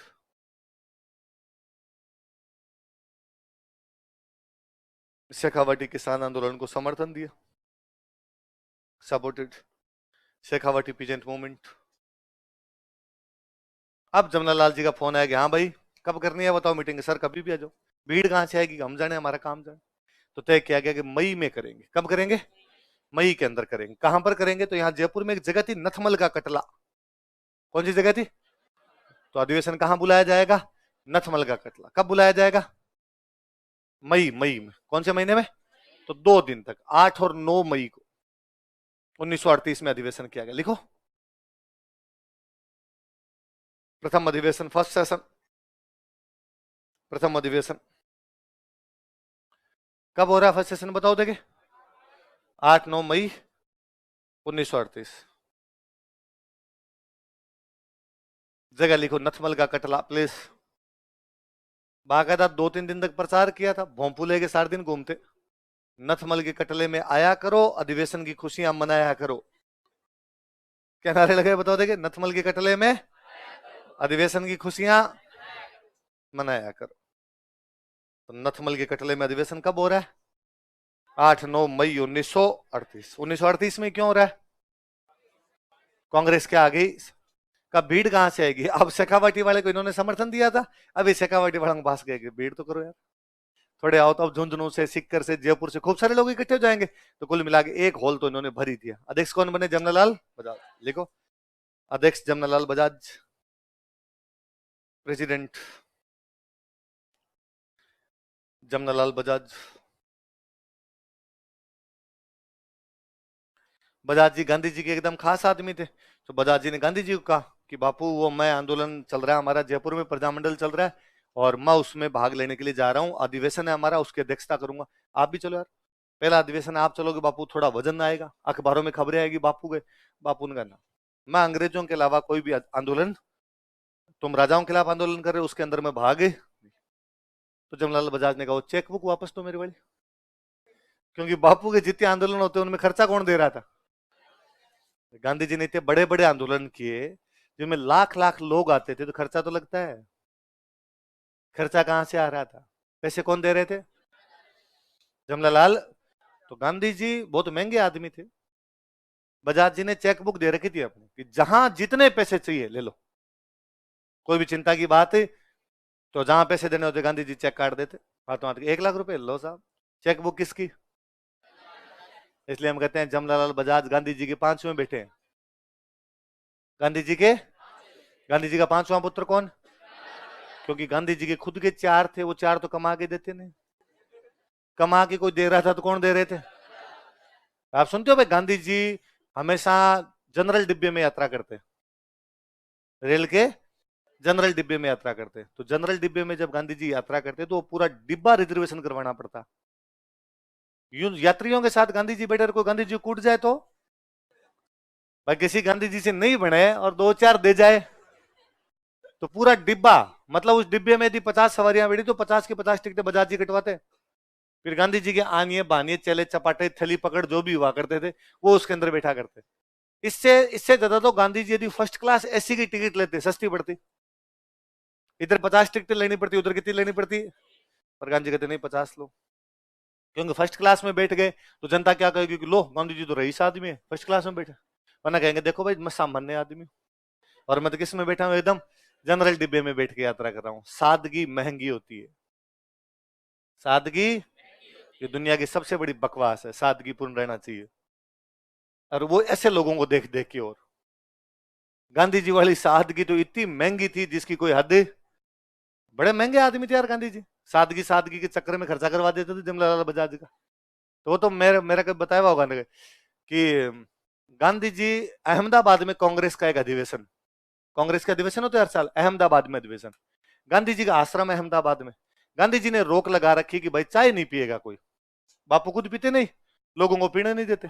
गांव में खोड़ले डोकरे होते हैं ना कहीं, है ना। और बेसिकली अपने तो घरों में गांव के अंदर मम्मियां, है ना, कि भाई बच्चों को सब कह के रख दे चाय नहीं पियोगे। तो अपने टाबर पड़े में जब थे तो अपने चाय नहीं। अब किसी के घर गए तो अगले मम्मी के लिए चाय लाए, मम्मी के लाए तो अपने को आगे तू भी पिएगा, अब अपना जीव तो करे कि हाँ पीऊंगा। पर मम्मी पहले से पहले से कह देती ना ना ये तो हमारे पिता ही नहीं है ना, घर पे नहीं पिता ये तो, अपना जी करे घर पे तू पिलाती नहीं मम्मी। मेरे तो घर पे भी जीव करता है, यहाँ भी जीव कर रहा है यार, छोटे बच्चों को ज्यादा जीव करता है ना। वो तो वो विजय सर सुनाते रहते हैं, विजय सर ने कभी सुनाया होगा, आपको नहीं सुना, मैं सुना देता हूँ। विजय सर बताते रहे छोटे बच्चों को अपने मना करके रखते ना कि किसी के घर पे जाओगे तो खाना नहीं खाओगे, है ना, वरना छोटे बच्चों को आदत दूसरे घर पे जाते भूख ज्यादा लगती है। तो कोई एक बच्चा और वो यूं दूसरे घर पे जाते खाना खा लेता, तो उनके मम्मी ने समझाया कि किसी के भी घर पे जाएंगे तो अपने खाना खाना नहीं। ठीक, थोड़े दिन बाद मम्मी के साथ किसी घर पे गया, अगलों ने भी कहा, बच्चे को देखते सामान्यता पूछते हैं कि खाना खाएगा, तो उसने कहा। तो अगले लेके खाना रखा, अब बच्चा साथ में खाना खा रहा है, फिर मम्मी कह रहा है अब घर पे जाके आप कुटोगे ना।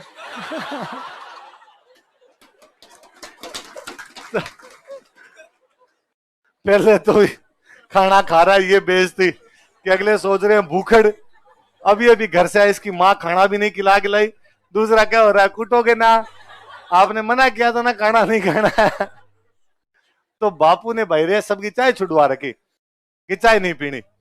सुभाष चंद्र बोस उस अधिवेशन में आए, सुभाष बंगाली, बंगाली आदमी चाय ज्यादा पीते, तो सुभाष को चाय पीने का शौक, पर सुभाष को चाय नहीं मिले।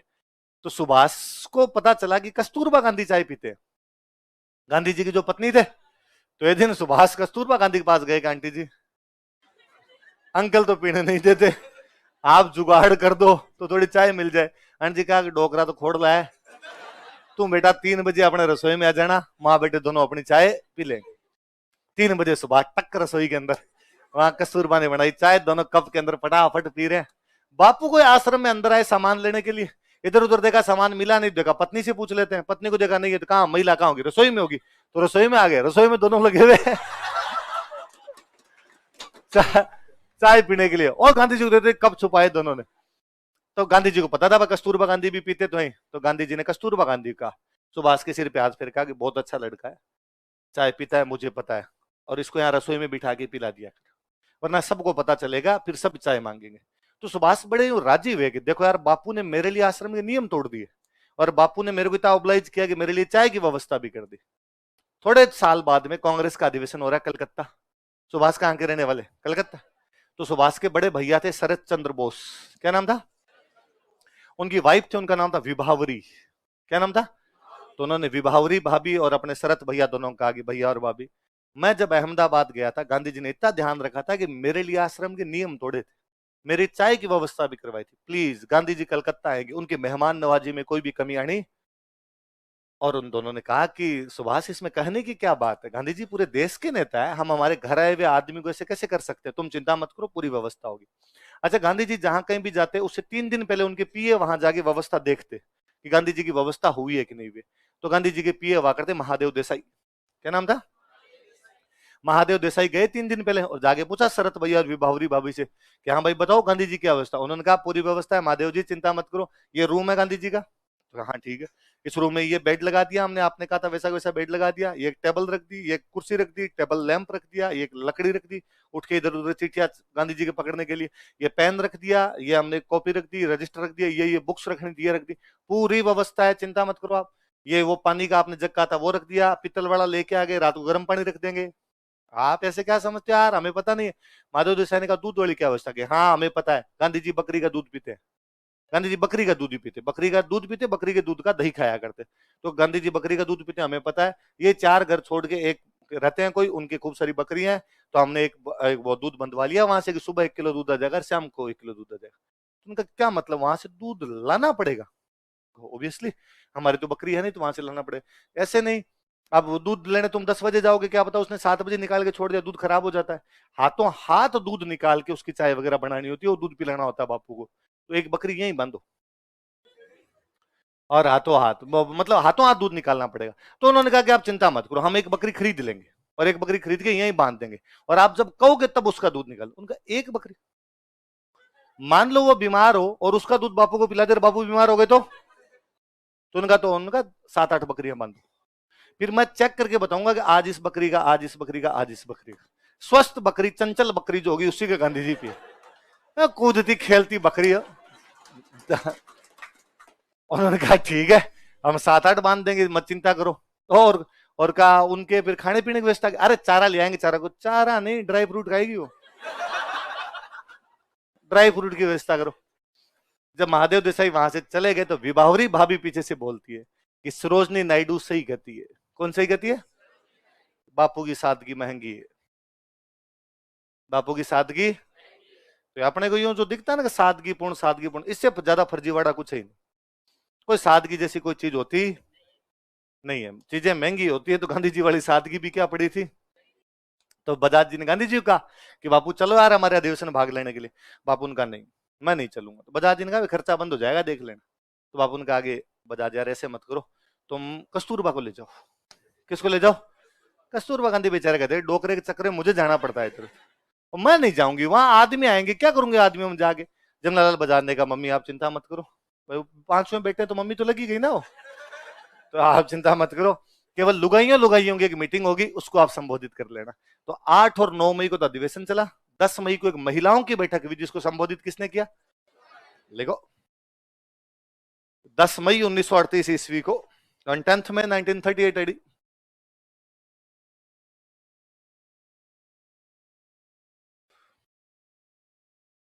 कस्तूरबा गांधी ने महिलाओं की सभा को संबोधित किया। Kasturba Gandhi addressed N assembly of women Kasturba Gandhi ने महिलाओं की सभा को संबोधित किया। Kasturba Gandhi addressed N assembly of women. Kasturba Gandhi ने महिलाओं की सभा को संबोधित किया। Kasturba Gandhi addressed assembly of women.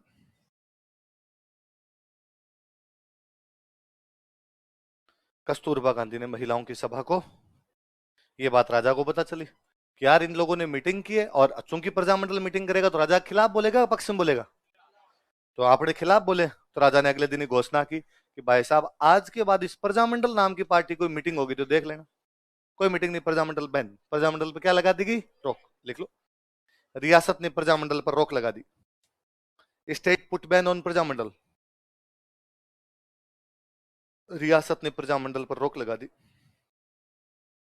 State put ban on Prajamandal. रियासत ने प्रजामंडल पर रोक लगा दी। State put ban on Prajamandal. किसने रोक लगा दी? तो वापस गांधी जी से पूछा कि भाई रोक लगा दी, अब क्या करें? तो गांधी जी ने कहा भले ही कोई बात नहीं, सरकार क्या कर रही है कि प्रजामंडल की मीटिंग नहीं होनी चाहिए। क्या ये कानून सही है या गलत है? ये कानून गलत है, तो तुम इसका विरोध करो, तुम मीटिंग करो। गांधी जी का यह मानना था कि जो गलत कानून है उनका अहिंसा पूर्वक तरीके से विरोध करना। कैसे विरोध करना है? गांधी जी के जो ऐसे आंदोलन थे जिनमें वो गलत कानूनों का अहिंसा के माध्यम से विरोध करते, उनको बोलते हैं सत्याग्रह। क्या बोलते हैं? सत्याग्रह दो शब्दों से मिलकर बना, एक तो सत्य और एक। सत्य का मतलब होता है न्याय। सत्य का मतलब, आग्रह का मतलब प्रयास करना, न्याय के लिए एफर्ट करना, जस्टिस के लिए एफर्ट करने क्या कहा जाता है? प्रजामंडल पे रोक लगा दी गई। ये अन्याय है या न्याय है? अन्याय। तो हमें किसके लिए प्रयास करने? न्याय के लिए, अहिंसा पूर्वक तरीके से करना। इसलिए आंदोलन क्या बोलते?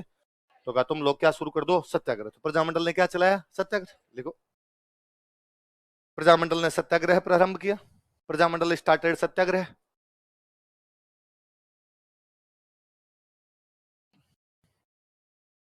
प्रजामंडल ने सत्याग्रह प्रारंभ किया।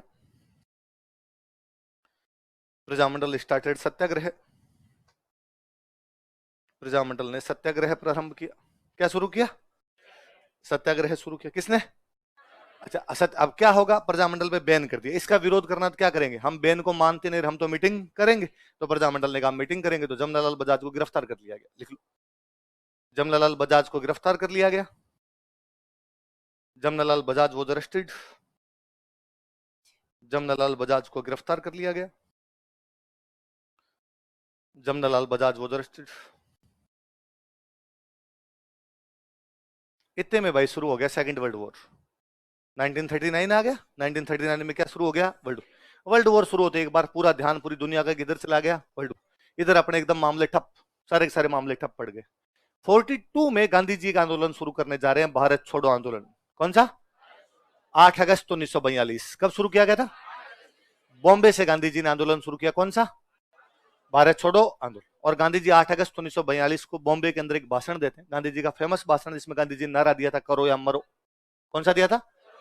डू और डाई। उस भाषण में गांधी जी बोलते हैं कि मैं समस्त देशवासियों से कहना चाहता हूं कि अब हम अंतिम आंदोलन करने जा रहे हैं। अब हम आंदोलन करेंगे और तब तक करेंगे जब तक मर ना जाएंगे। या तो देश को आजादी दिलवा देंगे या हम मर जाएंगे। अब वापस गुलामी देखने के लिए हम जिंदा, अब हम आंदोलन को वापस नहीं ले। इसलिए मैं सारे किसानों से कहना चाहता हूं कि अपनी खेती छोड़े और आंदोलन में शामिल हो। मैं मजदूरों से कहना चाहता हूं कि फैक्ट्री छोड़े और आंदोलन में शामिल हो। मैं विद्यार्थियों से कहना चाहता हूं कि यदि वो अपनी पढ़ाई का नुकसान वहन कर सकते हैं तो अपनी पढ़ाई छोड़ें और आंदोलन में शामिल हो। मैं सेना और पुलिस से कहना चाहता हूं अंग्रेजों का हथियार छोड़े और आंदोलन में शामिल हो। अब इसमें गांधी जी एक लाइन बोले, मैं सारे राजाओं से कहना चाहता हूं कि राज्य छोड़े और आंदोलन में। इस मीटिंग में भाग लेने के लिए अपने जयपुर से गए हुए थे हीरालाल शास्त्री। कौन गए हुए थे? हीरालाल जी की ये नहीं समझ में इस लाइन का मतलब क्या है कि गांधी जी ने कहा कि राजा अपने राज्य छोड़े और आंदोलन में शामिल। तो हीरालाल जी ने कहा राजा राज्य छोड़ देंगे, किसको देंगे? भाई राजा राज्य छोड़ देगा तो किसको देगा? बस सिस्टम किसी के पास तो जाना चाहिए। भाई बीजेपी को राजस्थान में कांग्रेस का राज है, मान लो अगली बार कांग्रेस वापस जीतती है तो वापस कांग्रेस के पास आ गया। यदि कांग्रेस हारती है तो शासन बीजेपी के पास जाएगा।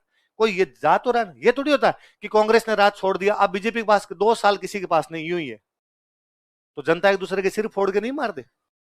पर राज क्या काम करता है? राज व्यवस्था बना के रखता है। और यदि राज होगा ही नहीं तो व्यवस्था।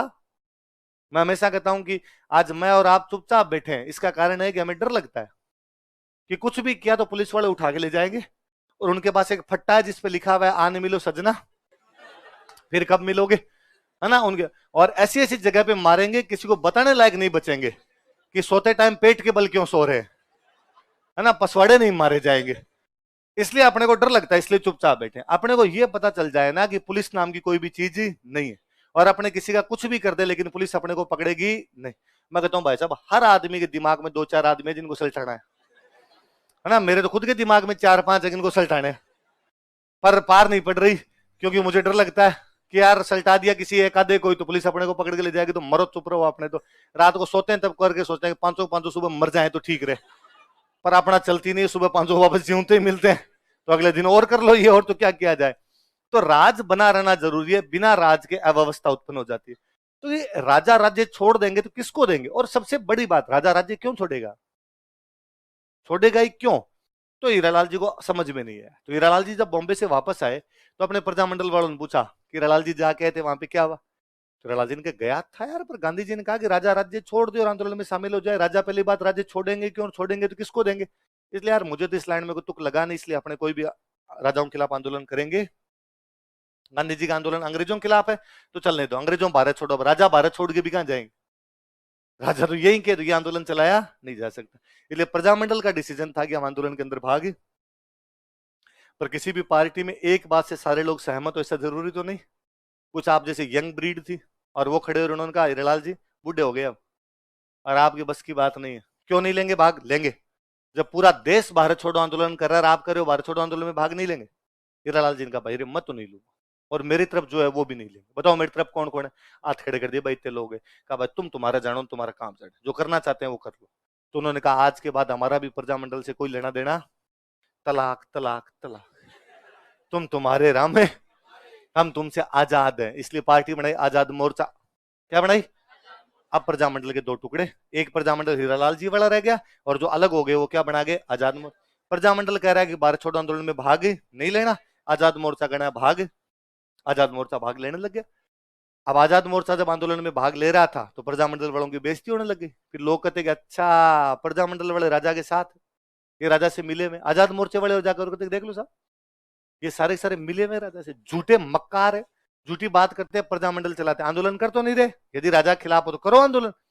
तो प्रजामंडल वालों ने हीरालाल जी कहा हीरालाल जी दूध दानी हो रही, घर वाले ही पूछ रहे हैं कि भाई साहब ये रिश्ता क्या कहलाता है, राजा के खिलाफ आंदोलन कैसे नहीं कर रहे। तो अब हीरालाल जी ने फाइनली कहा कि अपने भी अब राजा के खिलाफ आंदोलन करें, भारत छोड़ो आंदोलन में अपने भी भाग लें। उन दिनों जयपुर में प्रधानमंत्री हुआ करते मिर्जा इस्माइल, क्या नाम था, जिनके नाम पर एमआई रोड है। एमआई रोड का पूरा नाम मिर्जा इस्माइल रोड है। ये अपने जयपुर के प्रधानमंत्री थे। अच्छा प्रधानमंत्री जी को पता चला कि अपने खिलाफ क्या होने जा रहा है आंदोलन, हीरालाल शास्त्री थे प्रजामंडल के अध्यक्ष। प्रजामंडल के अध्यक्ष कौन है, और जयपुर के प्रधानमंत्री कौन है, मिर्जा इस्माइल। तो मिर्जा इस्माइल साहब ने हीरालाल शास्त्री को बुलाया। हीरालाल शास्त्री को बुलाकर हीरालाल जी मैं क्या सुन रहा हूं, आप कोई आंदोलन शुरू करने जा रहे हो। कहा हाँ हम भारत छोड़ो आंदोलन में भाग लेंगे। क्यों भाई क्यों भाग लोगे, भारत छोड़ो आंदोलन तो अंग्रेजों के खिलाफ है, अंग्रेजों भारत छोड़ो नारा है, तुम हमारे खिलाफ आंदोलन क्यों चल रहे हो।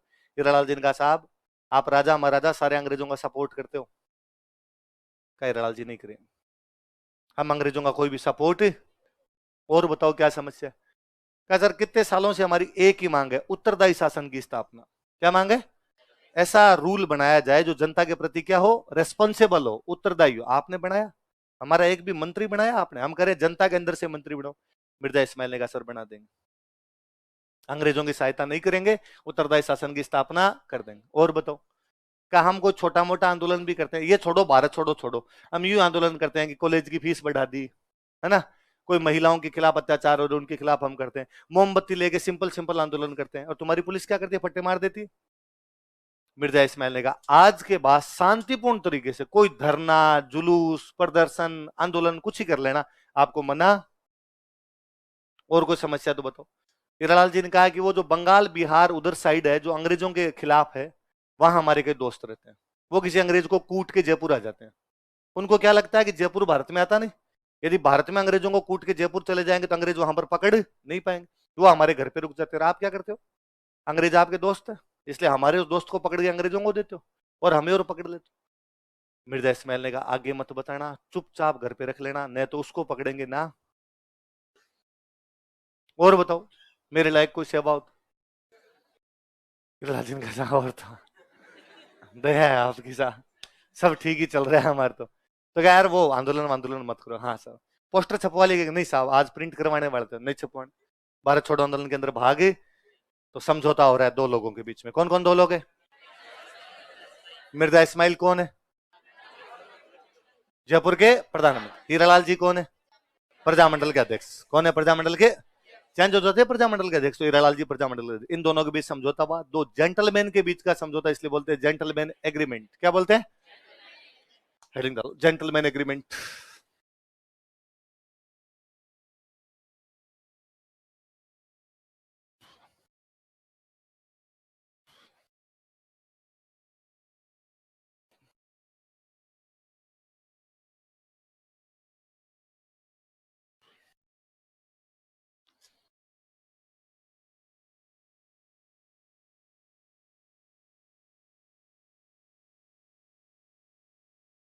मिर्जा इस्माइल, मिर्जा इस्माइल कौन है? और हीरालाल शास्त्री कौन है? प्रजामंडल के अध्यक्ष।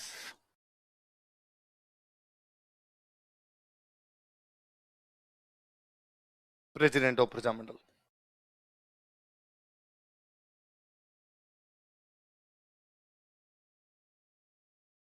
तो आज के बाद MI रोड जाओ तो उसका पूरा नाम बोलना मिर्जा इस्माइल रोड। क्या नाम है उसका? कौन थे मिर्जा इस्माइल? जयपुर के प्रधानमंत्री।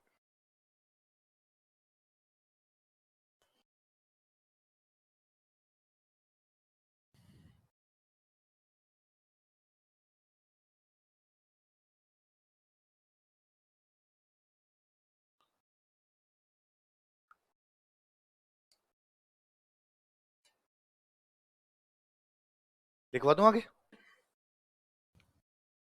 देखो, समझौते की शर्तें, कंडीशंस ऑफ एग्रीमेंट, समझौते की शर्तें, कंडीशंस ऑफ एग्रीमेंट। एक दो तीन चार लगा के लिख लेना ना, एक नंबर लगा के लिखो। जयपुर रियासत अंग्रेजों की सहायता नहीं करेगी। Jaipur state will not support Britishers. Jaipur रियासत का मतलब है राजा, है ना? जयपुर रियासत अंग्रेजों की सहायता नहीं करेगी। Jaipur state will not support Britishers.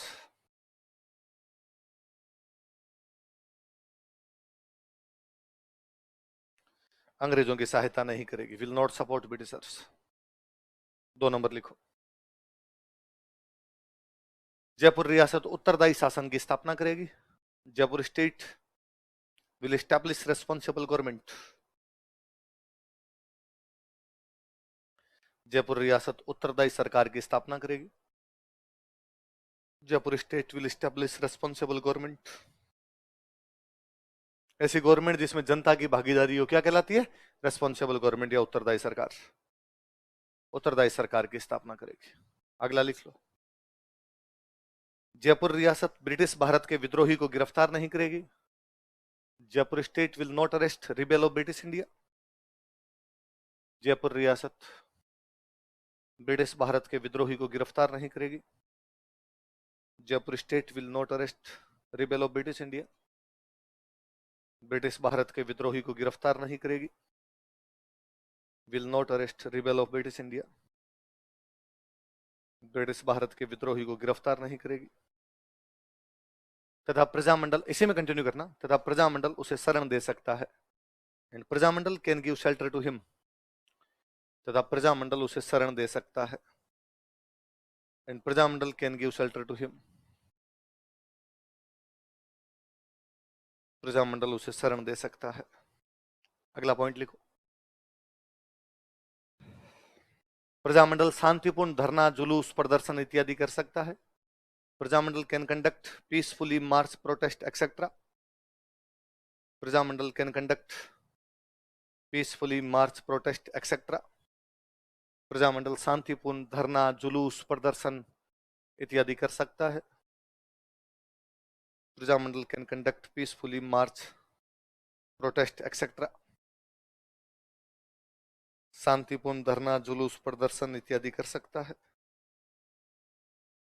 धरना, जुलूस, प्रदर्शन इत्यादि कर सकता है। और लास्ट स्टार लगा के लिखो, सबसे काम की बात वही। प्रजामंडल भारत छोड़ो आंदोलन में भाग नहीं लेगा। प्रजामंडल भारत छोड़ो आंदोलन में भाग नहीं लेगा। Prajamandal will not participate in quit India movement. Bharat छोड़ो आंदोलन में भाग नहीं लेगा। Will not participate in quit India movement. Bharat छोड़ो आंदोलन में भाग। कौन से प्रजामंडल ने भारत छोड़ो आंदोलन में भाग नहीं लिया? कौन से समझौते के कारण? कल पढ़ेंगे।